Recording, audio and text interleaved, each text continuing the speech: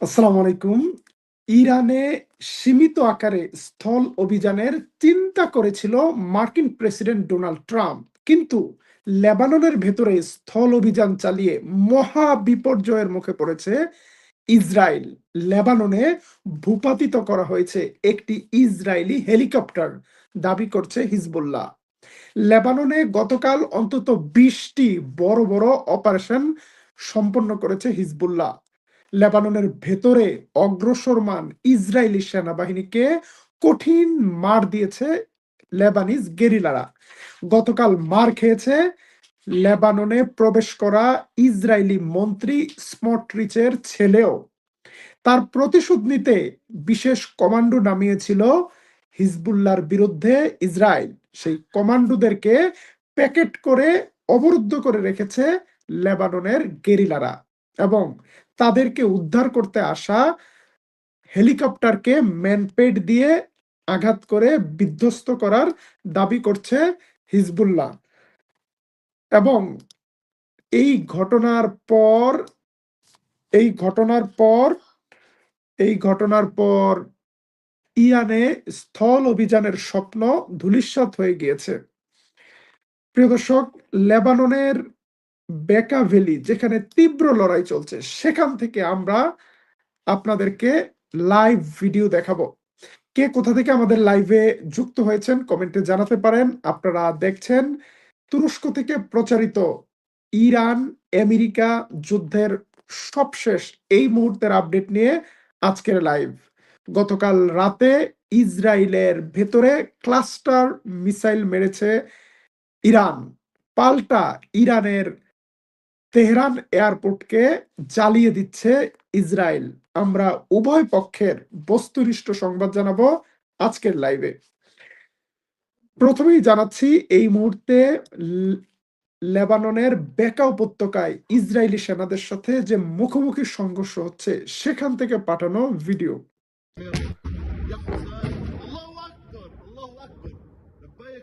এটা দিয়ে ঠেকা দিয়ে রাখছি টাকা।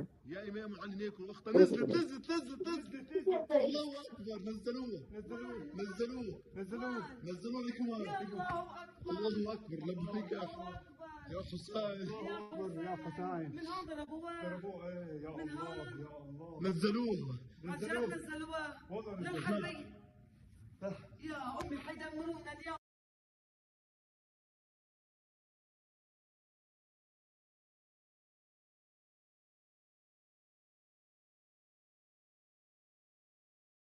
প্রিয় দর্শক, যারা আরবি বুঝবেন তারা বুঝতে পারবেন কি কথা কি আলাপ হচ্ছে সেখানে। তবে ইসরায়েলি সেনাবাহিনী যখন লেবাননের ভেতরে কাদায় পড়েছে, তখন ইসরায়েলের রাজধানী তেল আবিবকে লক্ষ্য করে সফল ক্লাস্টার মিসাইল হামলা করার ভিডিও প্রচার করেছে ইরান। চলুন দেখে আসি ইরানের সেই ভিডিওটি।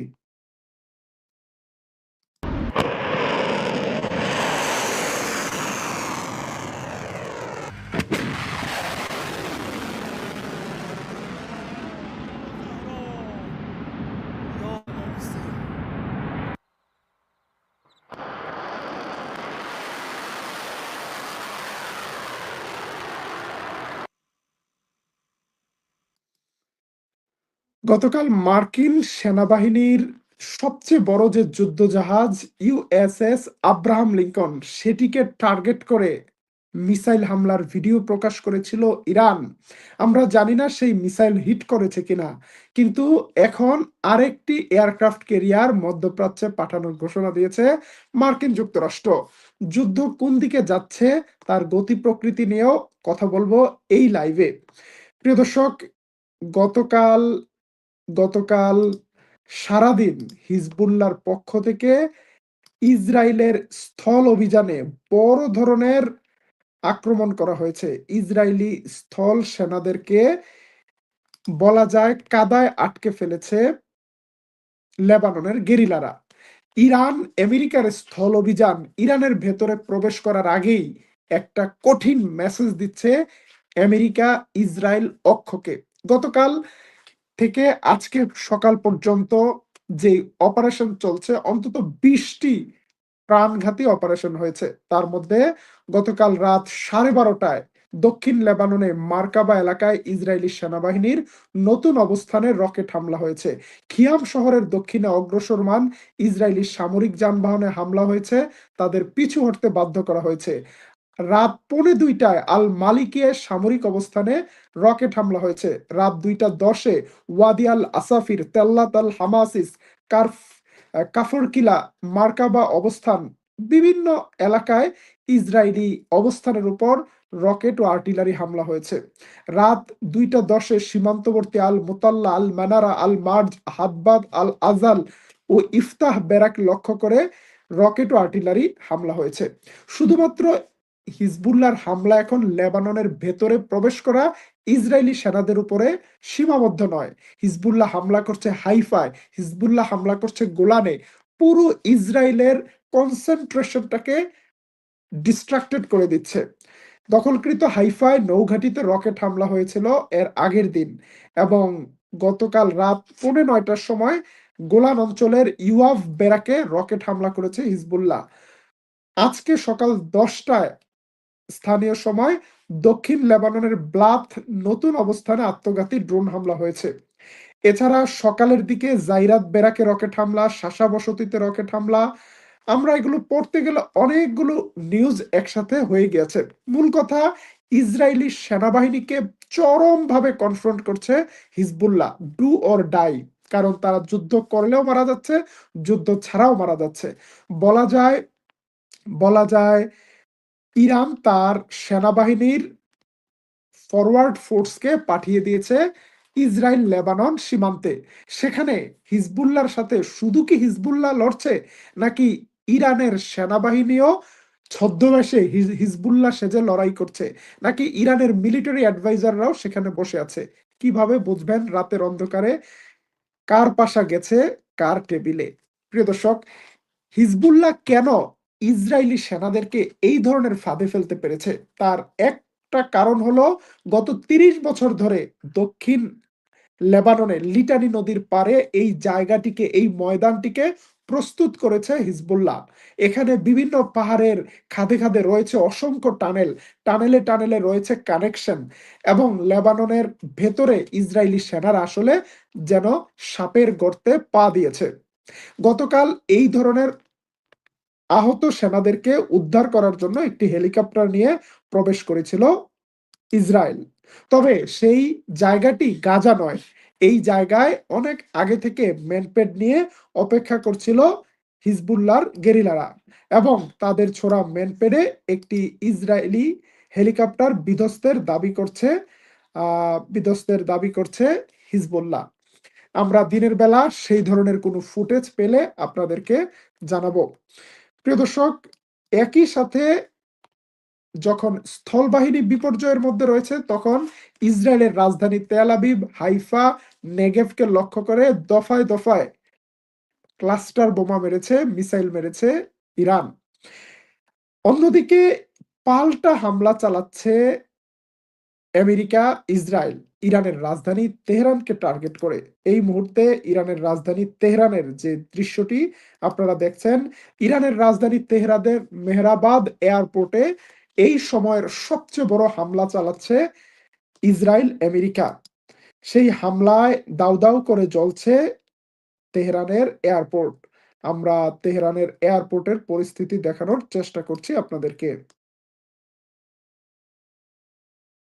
গতকাল এই ধরনের ভয়াবহ বোম্বিং করা হয়েছে ইরানের রাজধানী তেহরানের ইন্টারন্যাশনাল এয়ারপোর্টে, এবং সেখানে থাকা বোয়িং বিমানগুলোকে একটার পর একটা জ্বলতে দেখা গিয়েছে। ইরানের এয়ারলাইন্সকে সম্পূর্ণরূপে ধ্বংস করে দেওয়ার কাজ শুরু করেছে ইসরায়েল, আমেরিকা। শুধুমাত্র এই একটি এয়ারপোর্ট নয়, গতকাল রাতে ইরানের সিরাজে তাদের একটি এয়ার ডিফেন্স ঘাঁটি রয়েছিল, সেখানে হামলা করেছে ইসরায়েলি এয়ারফোর্স। এবং ইসরায়েলের পক্ষ থেকে বলা হচ্ছে আজকে রাতে, মানে গতকাল রাতে সবচেয়ে বড় এয়ার স্ট্রাইক করা হবে ইরানের বিরুদ্ধে। কারণ সন্ধ্যা রাত থেকে ইরান একটা বড় ধরনের আক্রমণ চালিয়ে গিয়েছে ইসরায়েলি পক্ষের উপর। বিশেষ করে গতকাল ইরাকের এরবিল অঞ্চলে ইসরায়েলি সেনারা অবস্থান করছে এমন একটি হোটেলে আক্রমণ চালানো হয়। সেই সাথে ইরাকের ভেতরে আমেরিকান সেনাদের লজিস্টিক একটি কোম্পানির উপর বোমা হামলা চালানো হয় এবং ইরাকের বসরা শহরেতে একটি তেলের ডিপোতে আক্রমণ করা হয়। আপনারা দেখেন আগুনের লেলিহান শিখা আকাশে উঠছে। এই যুদ্ধের মধ্যে শুধুমাত্র আমেরিকার ঘাঁটিগুলোকে উড়িয়ে দেওয়া হয়নি। শুধুমাত্র আমেরিকার রাডার, পেট্রিয়ট মিসাইল ধ্বংস করা হয়নি। আমেরিকান সেনাদের গাট্টি বুচকা বেঁধে মধ্যপ্রাচ্য থেকে তাড়িয়ে দেওয়ার সকল আয়োজন সম্পন্ন করছে ইরান। যেটি বলছিলাম যে যেই হামলা চলছে ইরানের আশেপাশে বিভিন্ন আমেরিকান ঘাঁটিতে, তাতে আমেরিকাকে ক্ষণস্থায়ী নয় চিরস্থায়ীভাবে মধ্যপ্রাচ্য থেকে বিতাড়ন করার কাজ করছে ইরান। গতকাল সৌদি আরবের প্রিন্স সুলতান এয়ারবেসে ভয়াবহ হামলা চালিয়েছে ইরান।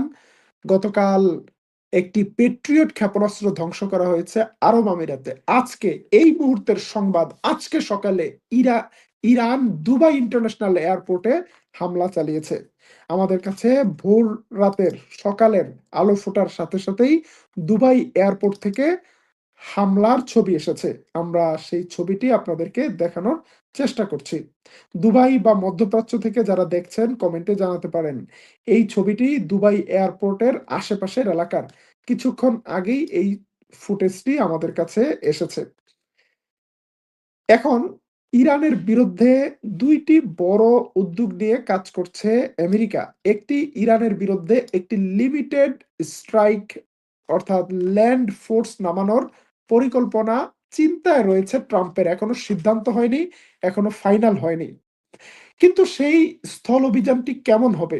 দীর্ঘস্থায়ী আফগানিস্তান, ইরাকের মতো সেনা রেখে দখলদারিত্ব কায়েম করার কোনো উচ্চাশা কিংবা সাহস আমেরিকান প্রশাসনের নেই। তারা চাইছে একটা লিমিটেড অভিযান। কেন সেই অভিযান? কারণ তারা চাইছে তাদের বিশেষ কমান্ডো বাহিনী নামিয়ে ইরানের যে এনরিচ করা পারমাণবিক সমৃদ্ধ করা পরমাণুগুলো আছে সেগুলোকে নিয়ে যাওয়ার জন্য। কিন্তু সেগুলো রয়েছে বিভিন্ন পাহাড়ের গভীর নিচে, যেই পাহাড়ের মুখগুলোকে বোম্বিং করে বন্ধ করে দিয়েছে আমেরিকা নিজেই। এখন দেখার বিষয় হলো মার্কিন সেনারা ইরানের ভেতরে ঢোকার সাহস রাখে কিনা। ইরানের ভেতরে ঢুকলে আস্ত নিরাপদে বের হয়ে আসতে পারে কিনা। বিশেষ করে লেবাননে স্থল অভিযানে যে পরিমাণ বিপর্যয়ের মুখে পড়েছে ইসরায়েল, সেখানে ইরানের ভেতরে প্রবেশ করে তারা কি পরিণতির মুখে পড়তে পারে বলে মনে করেন? প্রিয় দর্শক, আজকের লাইভের শেষ দিকে আমরা আরেকটি তথ্য জানাবো। আমেরিকা যদি বেপরোয়াভাবে ইরানে হামলা করে, ইরানের সিভিল অ্যাডমিনিস্ট্রেশনকে দুর্বল করার চেষ্টা করে, ইরানের সামরিক শক্তি দুর্বল করে, তাতে লং টার্মে আমেরিকার জন্য, ইসরায়েলের জন্য কোনো ভালো সংবাদ নেই, বরং আরো খারাপ সংবাদ রয়েছে। খারাপ সংবাদটি হলো এইরকম, যখন ইরাকের সাদ্দাম হোসেনকে ধ্বংস করার জন্য আমেরিকা সর্বশক্তি প্রয়োগ করেছে, যখন ইরানের সুন্নি সরকারকে আমেরিকা উৎখাত করেছে, তারপর সেই যে শূন্যতা তৈরি হয়েছে, সেই শূন্যতা ভরাট করেছে ইরাকে একটা শিয়া সরকার। এবং সেই শিয়া সরকার মার্কিন আনুগত্যের চেয়ে বেশি আনুগত্য করেছে ইরানের শিয়া সরকারের, যার মাধ্যমে ইরাক থেকে শুরু করে সিরিয়া, সিরিয়া থেকে ইরান, ইরান থেকে Lebanon, Iran, Iraq, Syria, Lebanon একটা শিয়া ক্রিসেন্ট তৈরি হয়েছিল। অর্থাৎ ইরানের একটা বিশাল ইনফ্লুয়েন্স বলয় তৈরি হয়েছিল। মার্কিন যুক্তরাষ্ট্রের সেনারা ১০ বছর ইরাকে মার খেয়ে যতটুকু জায়গায় নিয়ন্ত্রণ নিয়েছিল, তারা সরে যাওয়ার পর পুরো নিয়ন্ত্রণ উঠে গিয়েছিল ইরানের হাতে। এইভাবে আসলে আমেরিকা তার এই নানা স্যাক্রিফাইসের মাধ্যমে সেই যুদ্ধে আসলে লং টার্মে লাভ হয়েছিল ইরানের। ইরানের কথায় ইরাকের সরকার উঠবস করে। তারা নানা কারণে ইরানের উপর নির্ভরশীল ছিল। এই পরিস্থিতিতে যদি ইরানের শক্তিকে খর্ব করা হয়, ইরানের প্রভাবকে খর্ব করা হয়, তখন আরেকটি শক্তির উত্থান হবে। আমেরিকার এবং ইসরায়েলি গবেষকরা ইতিমধ্যেই তুরস্কের উত্থান নিয়ে আশঙ্কা প্রকাশ করছে। তারা বলছে যদি ইরান অভ্যন্তরীণভাবে দুর্বল হয়ে যায়, অথবা ইরানে গৃহযুদ্ধ বাঁধে, অথবা ইরান সামরিকভাবে দুর্বল হয়ে যায়, তখন ইরান ব্যস্ত থাকবে নিজের ভবিষ্যৎ নিয়ে, নিজের পুনর্গঠন নিয়ে। সেই সুযোগে যে শক্তির ভ্যাকুয়াম তৈরি হবে, তখন ইরাকের মতো দেশ, যেটা আগে ইরানের প্রতি নির্ভরশীল ছিল, তারা তুরস্কের ঘনিষ্ঠ হবে। কাতার, কুয়েত, আমিরাত, দুবাই, এই দেশগুলো মার্কিন যুক্তরাষ্ট্রের ঘাঁটিগুলো ধ্বংস হয়ে যাওয়ার পরে তারা তখন তুরস্কের সেনাবাহিনী মোতায়েন ছাড়া নিরাপত্তা নিশ্চিত করার আর কোনো রাস্তা দেখবে না, এবং সেই ভ্যাকুয়ামটাকে দ্রুত ফিল আপ করার জন্য এগিয়ে আসতে পারে তুরস্কের বাহিনী। এই অঞ্চলে যখন আমেরিকা এবং ইরান লড়াই করে একে অপরকে দুর্বল করছে, তখন এই লাভের গুড় পুরোটা তুরস্কের ভাগে পড়তে পারে। এবং তুরস্কের বিরুদ্ধে আমেরিকা চাইলেও ইরানের মতো কোনো কিছু করতে পারবে না। করতে না পারার সবচেয়ে বড় কারণটা হলো তুরস্কের স্ট্র্যাটেজিক লোকেশন। কারণ এই ইরান যুদ্ধের কারণে এই অঞ্চল থেকে লক্ষ লক্ষ ইমিগ্রেন্ট রওনা দিবে ইউরোপের দিকে। তাদেরকে থামানোর একমাত্র চাবিকাঠি রয়েছে এরদোয়ানের হাতে। যদি তুরস্কে কোনো সরকার পতন হয়, দুর্বল হয়, তাহলে ইউরোপের দরজা খুলে যাবে। সুতরাং ইউরোপ চাইবে না তুরস্ক দুর্বল। অন্যদিকে রাশিয়ার বিরুদ্ধে যুদ্ধে আমেরিকার সাপোর্ট কমে যাওয়ায়, আমেরিকার মদত কমে যাওয়ায় এই মুহূর্তে রাশিয়াকে ঠেকিয়ে রাখার জন্য তুরস্ক সবচেয়ে বড় শক্তিশালী ওয়ালের মতো দাঁড়িয়ে আছে ন্যাটোর সামনে। সুতরাং এই জায়গা থেকেও তুরস্ককে ঘাটাতে চাইবে না ন্যাটো। আবার চীনের বিপরীতে ব্যবসা বাণিজ্যে ইউরোপ পিছিয়ে পড়ায় তুরস্ককে তারা বাণিজ্যিক মিত্র হিসেবে গ্রহণ করছে। তুরস্কের পণ্যকে এখন মেড ইন ইউরোপ বলে ইউরোপের বাজারে প্রবেশাধিকার দিচ্ছে।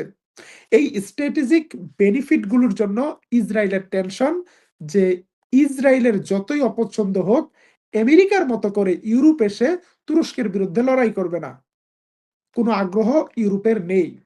বরং মধ্যপ্রাচ্যে আমেরিকা, ইরান দুই পক্ষ নিজেদের শক্তি ক্ষয় করার সাথে সাথে শক্তি তুলে দিচ্ছে সাবেক ওসমানী সালতানাতের হাতে। এবং প্রেসিডেন্ট এরদোয়ান তার টিমে থাকা সাবেক গোয়েন্দা প্রধান হাকান ফিদান এবং বর্তমান গোয়েন্দা প্রধান ডক্টর ইব্রাহিম কালিন, তারা একটা নিউ অটোমানিজম প্রজেক্ট নিয়ে এগোচ্ছে। ধীরে ধীরে তারা সিরিয়ার ভেতরে সামরিক শক্তি সঞ্চয় করছে, পশ্চিম তীরে কাছাকাছি জর্ডানের কাছে ঘাঁটি গাড়ার চেষ্টা করছে, লেবাননের ভেতরে তাদের সেনা পাঠিয়েছে, ইরাকের ভেতরে সেনা পাঠিয়েছে, কাতারের মধ্যে সেনা পাঠিয়েছে, সোমালিয়াতে সেনা পাঠিয়েছে, সৌদি আরব কুয়েতের সাথে আলোচনায় আছে সেখানেও সেনা পাঠানোর। দিন শেষে আমেরিকা ইরানের সাথে লড়াই করে যেন মধ্যপ্রাচ্যকে আবারও তুলে দিচ্ছে তুরস্কের হাতে। তুরস্কের ছিঁড়ে যাওয়া ওসমানী সালতানাতের তসবির দানাগুলো আবারও একসাথে হয়ে যেতে পারে। এই আশঙ্কায় দিনাতিপাত করছে ইসরায়েলের থিঙ্ক ট্যাঙ্ক গুলো, এবং তারা বলছে এই যুদ্ধ করে আমেরিকা যেন তুরস্কের হাতে সবগুলো তাস তুলে না দেয়। সে কারণে শর্ট টার্মে ইরানের ক্ষতি করলেও লং টার্মে এই ক্ষতি আমেরিকার হতে যাচ্ছে। মধ্যপ্রাচ্য থেকে আমেরিকান চ্যাপ্টার ক্লোজ হওয়ার দরজা খুলে গিয়েছে বলে মনে করছেন বিশ্লেষকরা। প্রিয় দর্শক, বাংলাদেশি মিডিয়ায় কিম জং উইনকে নিয়ে যে হাইপ তোলা হচ্ছে, এই হাইপের সাথে ইরানের কোনো সম্পর্ক আছে বলে আমরা মনে করি না। তিনি ইরানের জন্য কিছু বলেছেন বা কিছু করবেন, এই ধরনের কোনো নিউজ মেইনস্ট্রিম মিডিয়ায় নেই। আর জিওগ্রাফিক্যালি উত্তর কোরিয়া ইরান থেকে অনেক দূরে। এই যুদ্ধের সময় উত্তর কোরিয়া থেকে বিমান যোগে কিংবা জাহাজ যোগে ইরানে কোনো সাহায্য আসার সম্ভাবনা নেই। তুরস্কের সেনারা কি করছেন? তুরস্কের সেনারা অপেক্ষা করছেন আমেরিকার ঘাঁটিগুলো কোলাপস হলে সেই জায়গায় কিভাবে যেয়ে বসা যায় এবং আমেরিকাকে চিরতরে দূর করা যায় এবং বাইতুল মুকাদ্দাসের কত কাছে কত দ্রুত যাওয়া যায় তারা হিসাব নিকাশ করছেন। তুরস্কের নজর তেহরানের দিকে নয়, তুরস্কের নজর জেরুজালেমের দিকে, বাইতুল মুকাদ্দাসের দিকে। তুরস্ক দামেস্ক পর্যন্ত গিয়েছে, তুরস্কের পরবর্তী গন্তব্য জেরুজালেম। আজকের মতো শেষ করছি আমাদের এই লাইভ। আবারও দেখা হবে তুর্কিপিডিয়া নিউজে। ইরান আমেরিকার যুদ্ধের সবশেষ নিউজ জানতে সাবস্ক্রাইব করুন তুর্কিপিডিয়া নিউজ। আল্লাহ হাফেজ।